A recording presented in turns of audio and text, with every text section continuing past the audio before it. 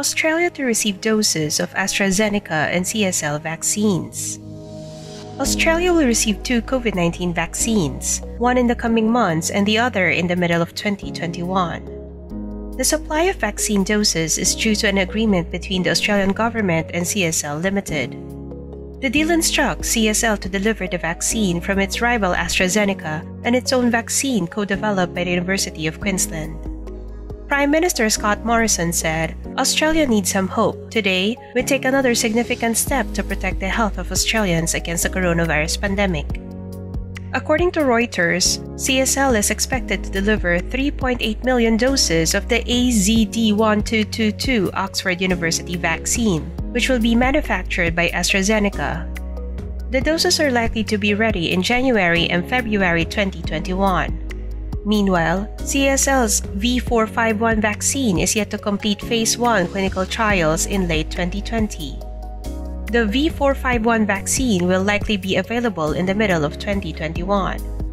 In the press release of the biotech firm, 51 million doses of the vaccine are covered in the agreement.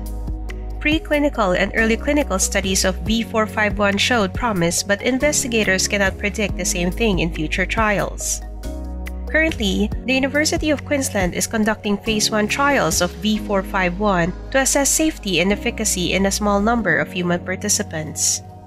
If both vaccines succeed in Phase 3 clinical trials, the Australian government will have 2 vaccines and almost 85 million doses. It will cost the government $1.24 billion. The total vaccine doses are based on a 2-dose regimen per person. In the September 6, 2020 report by the WHO, the total cases of COVID-19 in Australia were 26,207. Within the past 7 days, 660 cases were reported. A total of 748 deaths were confirmed in the country, while 148 new deaths were reported in the last 7 days. The numbers might not be as huge compared to other countries, but the situation could easily worsen if the government fails to control COVID-19. Lockdowns have been impactful in slowing down the spread of the disease. Yet, it created issues in the business sector.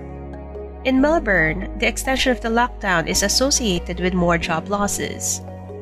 The original lockdown of 6 weeks already resulted in 250,000 total job losses in Victoria alone, according to the Treasury Department. But that total was only half of the entire job losses recorded since the global crisis started.